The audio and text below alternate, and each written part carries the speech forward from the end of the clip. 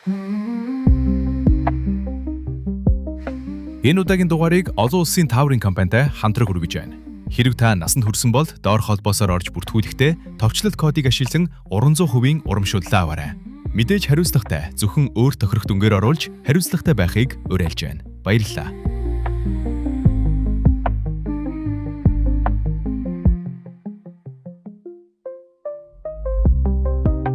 За олон юм яриад яг кинонд орцгоё. Анти яг одоо саб дараад лайк комент үлдээгээрэй. Баярлалаа. Нэгэн хүлэг онгоц хойд тойд орох даатгаварт явж байгаад мөсөнд барьцардан гацсан байдалтайгаар киноны үе явдал эхэлнэ. Ахмад Андерсон багийнхандаа хүлэг онгоцны эргэн тойрондох мөсийг халахрыг тушаасан ба ингэснээр хүлгийг хөдлөхөд тус болно гэж найдаж байв.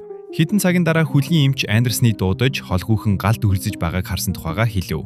Ахмад Андерсон багийнхаа хідэн хүмүүстэйгээ шатахаар очтол эргэн тойронд цусаар будагдсан аимшигын дүл зурагт тэднийг угтана. Ойртон харахад тэнд нэгэн эр хүнд шархацсан байдагтай олдно. Түүнийг Виктор хэмээх ба нэг хүл нь хиймэл гэдгийг тэд олж мэднэ.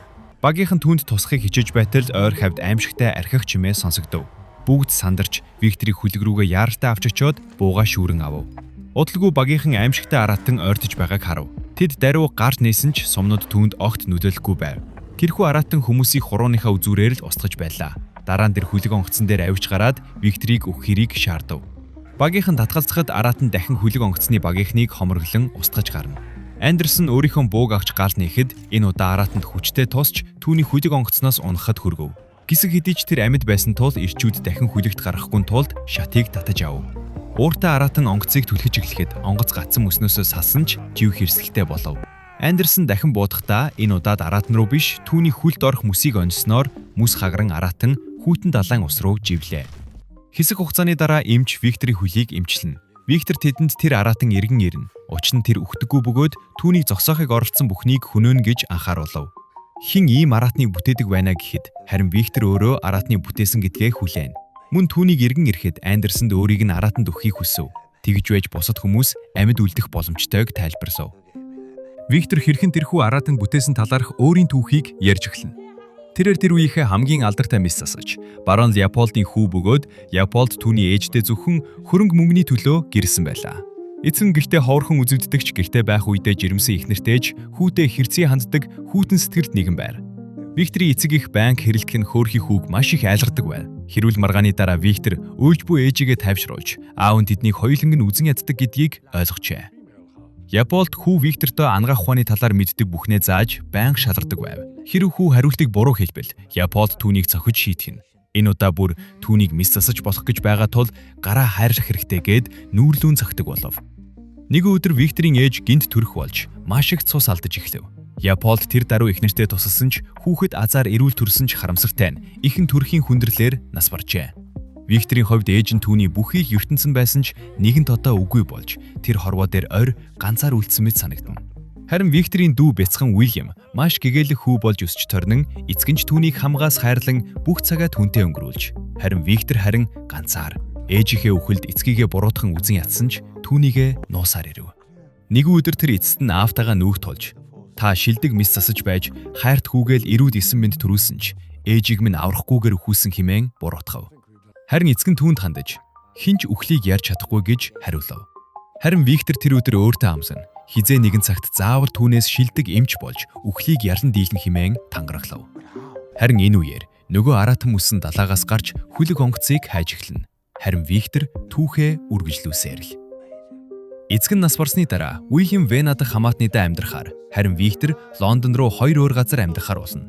Олон жилийн турш тэрээр өөрийн мэдлэгийг тултал сайжруулжээ. 1855 онд Хадан хааны ангаах ухааны коллежид Виктор хүн төрлөختөн үхлийг зогсоож чадна гэсэн санааг дэвшүүлээд нэгэн дэлгүүрийн эзний цогцсны цээж хэсэг болон мужааны гарыг Виктор ойж холбосон байв. Тэр биеийн эд ус судсыг холбон цахилгаангүйлэхэд амьд хүн шиг амьсгаж хөдөхийг хараад хүмүүс гайхан цочирдов. Виктор цахилгаангүйдэл ашиглаж байсан бөгөөд нэгэн профессор үүнийг зүгээр их үзүүлбэр хуурам эхлэх хэмэв. Түүнийг буруу гэдгийг натахын тулд Виктор бөмбөг шидэв. Тэр цээжин биеийн тэр даруй барьж авсан нь тархин ажиллаж, булчингууд зөвхөн цахилгаан цочрлоос бож хөдөхөөг батлав. Профессорууд энэ төслийг бузар, жигшүүхтэй зүйл гэж нэрлээд зөвхөн бурханц амьдралыг өгч авч чадна гэдгийг онцоллоо. Маргаан үүсч олон түмэн үүмэж байхад нэгэн хүн түүнийг булангаас чимээгүйхэн харж байв. Тэр нь Хенрик байв. Биеийг цахилгаанаас салгасны дараа Виктор барилгаас гарч явав.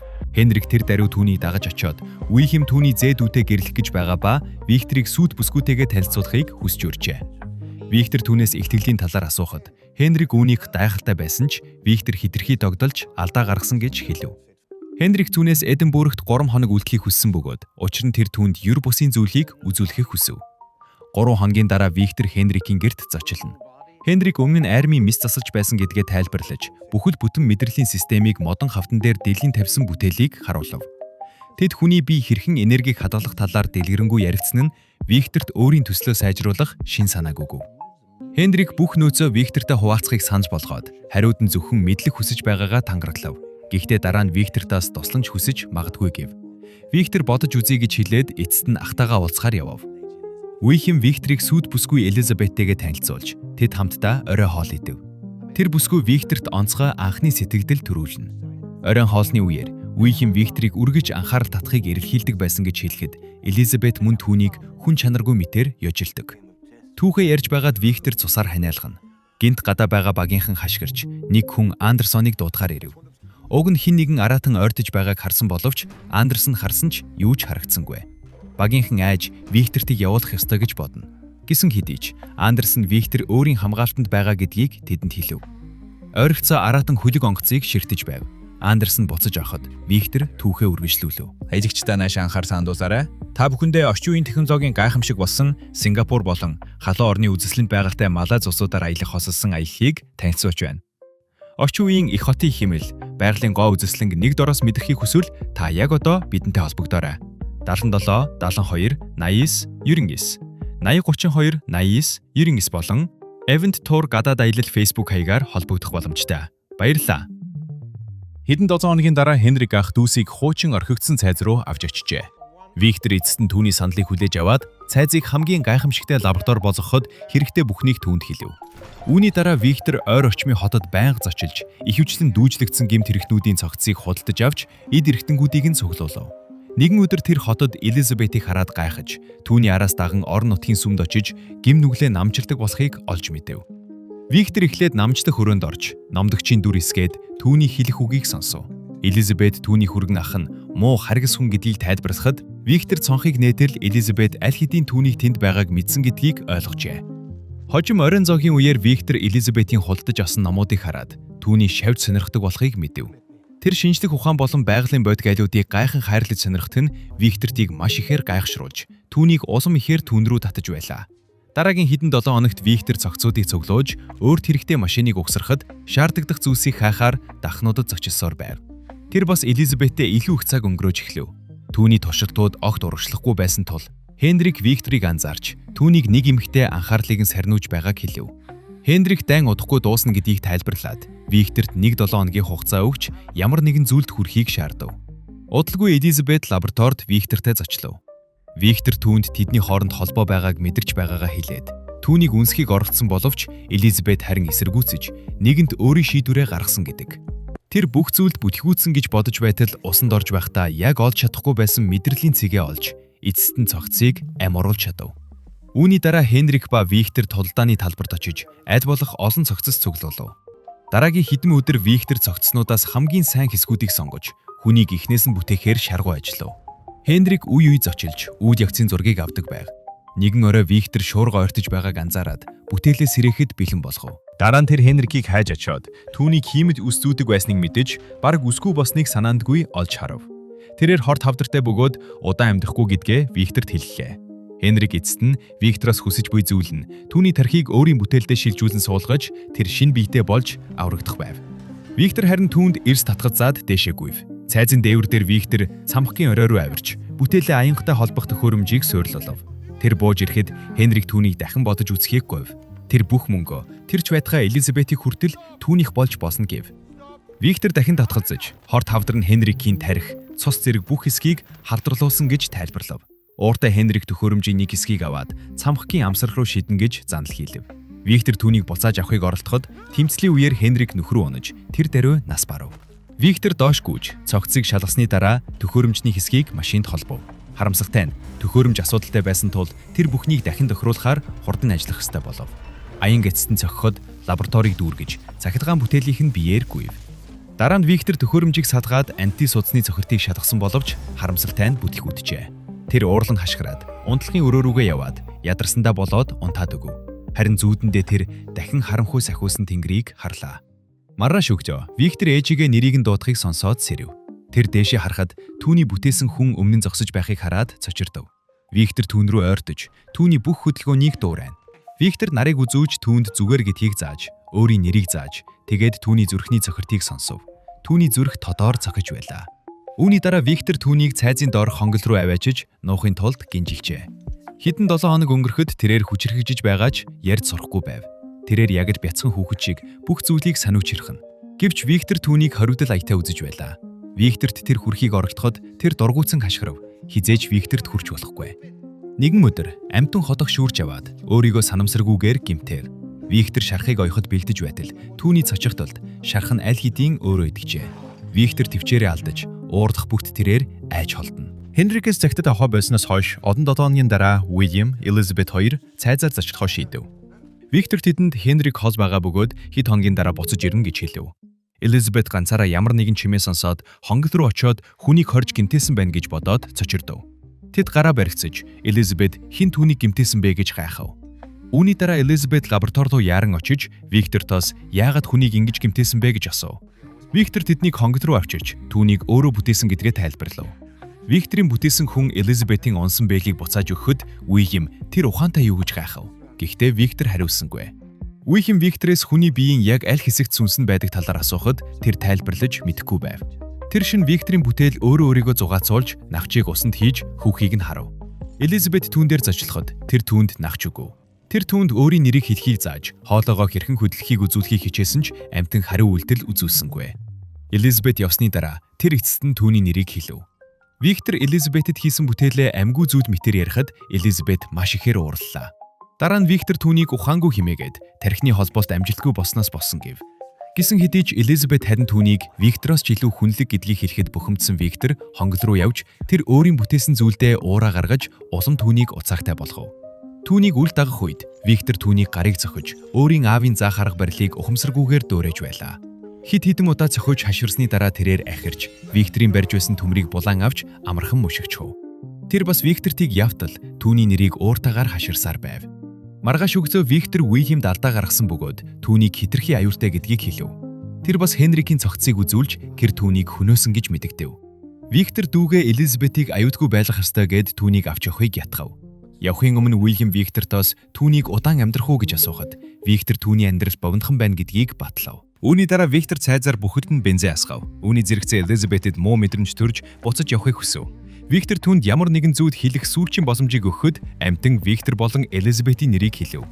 Хэсэг зуур Виктор цочирдсан ч тэр хангалтгүй гэж бодоод барилгыг гардан шатааж амтныг гинжлээтэй орхив. Гарах замдаа Виктор түүнийг нэрийг хашгиран цөхрөнгөө барж уйлахыг сонсов. Үүнийг сонссон Виктор буцаж авахыг хичээсэн ч тэр хаалгыг нээх үед өөдөөс нь хүчтэй дэлбэрнэ. Хүл нь тэр чигээрээ тасахан тэр. Дараа нь цамхаг дэлбэрч томоохон дэлбэрэлт болж нурав. Элизабет Уильям хоёр ирэхэд нэгэнт бүх зүйл болж өнгөрсөн байлаа. Одоо цагт Андерсон гадаа хашгирах чимээ сонсоод хаалгыг нээтэл тэр амтан зогсож байх нь тэр.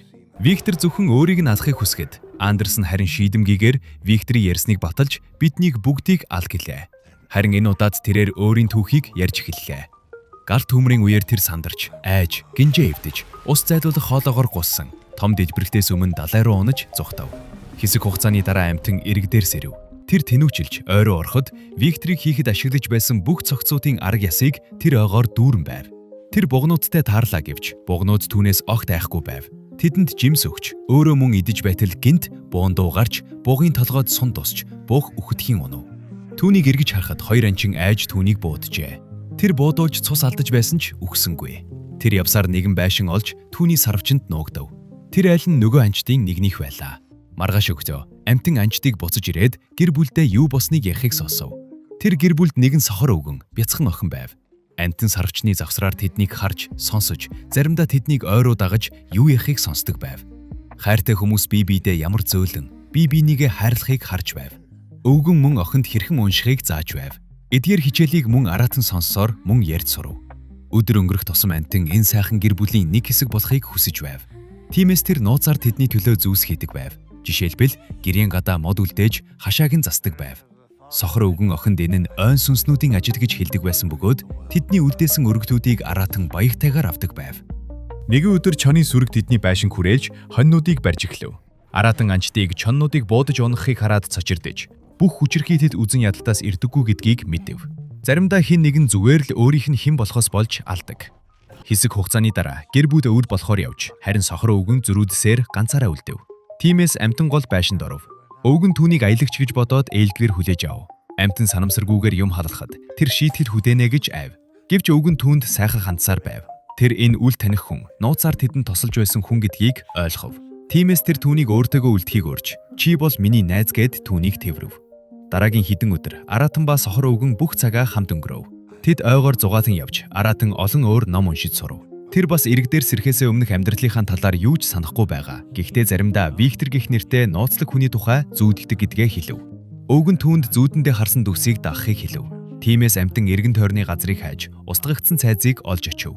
Хог хаягдлын дундаас тэр Викторийн тэмдэглэл болон Хенрикийн зургуудыг олж, энэ нь эцэст нь тэр өөрийн үүслийг олж мэдэв.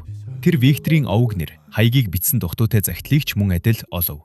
Аратан буцаж ирэхэд байшинд чоннууд байгааг хараад аимшигтай айв. Тэр дотогш гүйж ороход чоннууд аль хэдийн өвгнийг барин идэж байлаа. Тэрээр уурлан чоннуудыг нэг нэгээр устган өвгөн лөө очив. Тэр хүнд шахагдсан ч амьд байв. Аратан өөрийгөө мангас гэж мэдснээ тайлбарлав. Гисэн хэдий ч сохор өвгөн түүнийг залруулж, түүнийг нас барахаасаа өмнө найз гэж хэлв. Тэр мөчид анчид буцаж ирээд бугийн хэргийн усмаас амтныг танив. Тэд түүнийг өвгнийг хөнөөсөн гэж бодоод буудав. Амтан гадаа гарч анчид түүнийг унтал хид хідэн удаа буудав. Анчид түүнийг үхсэн гэж бодоод яв. Хэдэн цагийн дараа Аратан шархан идэрсний дараа сэрэв. Тэр хизээж үхэхгүй гэдгийг ойлгоод оронд нь мөнхийн амьдралдаа өөртөөгөө адил найзтай болохыг хүсв. Харин энэ үед Виктор хиймэд хөлтэй болж удахгүй Уильям Элизабетийн хорон болоход бэлдэж байв. Тэр шин Виктор Элизабет дээр зочилж аз жаргалтай гэрлэхийг хүсв. Гэхдээ Элизабет түүнийг хараад тэсэлгүй. Түүнийг жигшин алгадав. Элизабет одоо болтол түүнд өгсөн нагчийг хадгалсаар байлаа. Виктор өөрийнхөө өрөөнд буцаж ирээд тагтны хаалга онгорхой байгааг олж мэдэв. Тэр эрвэж харахад Аратан сүдрээс гарч ирээд түүнээс хамтрагч хийж өгөхийг хүсв. Виктор өөр мангас хийхээс татгалзахад Аратан түүнийг өрөөгөөр шийдэж эхлэв. Элизабет чимээг сонсоод Викторийн өрөө рүү яарн очиж Аратантай дахин уулзахад сэтгэл нь хөдлөв. Виктор энэ саатуултыг ашиглан бууга шүүрч аваад өөрийнхөө бүтээлийг буудахыг оролдсон ч Элизабет түүнийг хамгаалж оронд нь буудуулав. Жимэн Уильям болон бусад зочдын анхаарлыг татаж Виктор тэдэнд Аратан Элизабетийг хөнөөсөн гэж хэлв. Эрчүүд түүнийг барихын тулд Аратан руу үсэрсэн ч тэднийг мөн Уильямыг ч шийдэж гэмтээв. Дараа нь Элизабет амтнаас түүнийг хамт авч явахыг хүсгээд тэр түүнийг өргөж аваад өрөөнөөс гарав. Харин Виктор Уильям дээр очиход Уильям ахыгаа бүх зүйд буруутгаж "Виктор, чи бол жинхэнэ мангас. Би чамаас үргэлж айдаг байсан" гэж хэлээд нас барав. Ойролцоох агууд Аратан Элизабетийг хадан дээр зөөлөн тавив. Тэр энэ ертөнцид өөрийн байрыг хизээж олоогүйч үргэлж хайж олж чаддаггүй байсан зүйлээ Аратнаас олсон. Эцэст нь тэр нас барахад Аратан маш ихээр гашуудав. Удалгүй Виктор ч Аратан алхаар буутай агууд орж ирэхэд Аратан түүнийг хананд түлхэж Викторийн хамрыг хугалж өөрийнхөө ихлүүлсэн бүтээлийг хөнөөхийг хүсв. Дараа нь тэр агуугаас гүйж гарч Виктор ч араас нь хөөв. Өшөө авахыг хүссэн Виктор амтныг хэдэн 7 хоног дагаж эцэст нь мөшгөөд хойд туйлд хүргэв. Сум тэслэгч худалдаж авсны дараа Виктор мөсөн дээр байрлаж майхандаа хүлээв. Аратан орохыг орогдоход Виктор түүний гарыг буудаж түүнийг холдуулав. Дараа нь Аратан Виктортыг араас нь гинт барьж түүнийг гадагш чирч гарахдаа санамсаргүйгээр дэнлүүг унгаан майхан шатаалаа. Тэр хутгийг аваад Виктортыг мөрөнд нь хотголж дараа нь цүнхийг нь шалгав. Аратан тэслэгчийг олоод энэ нь эцэст нь зорилгоо хүрнэ гэж найдав. Тэр Виктортыг гал асаахыг шаардав. Хэрв энэ түүнийг алахгүй бол тэр Викторыг алах байв. Гисэн хэдий ч гимтлээсээ болж Виктор хангалттай хурдан хөдөлж чадсангүй. Тэсрэгч дээжбэрч цохилтын долгион Виктортыг цасан манхан доош өнхрүүлв. Гисэн хэдий ч тэр амьд байсан. Энэ үед багийнхан тэднийг олж мэдсэн нь энэ байж. Түүхээ ярьж дууссаны дараа Виктор Аратны гарыг атгаж эцэст нь уучлалт гуйж түүнийг өөрийн хүү гэж хэлээд амьдр хэлв. Тэр түүнийг уучлсан гэж хэлэхэд түүнийг духан дээр нь үнсэх үед Виктор амар тайван өөхөв. Тэр түүнийг аав гэж дуудав. Үүний дараа Андерсон хүмүүсийг нь холдуулж түүнийг явахыг зөвшөөрөв. Талархлын хариуд тэрээр хөдөг онгоцыг түлхэж эцэст нь мөснөөс чөлөөлөв. Хөдөг онгоц хөвж явхад тэр Виктор түүнд зааж өгсөн шиг нарыг шигтэж байгаар Франкштейн гэх кино маань төгсөв.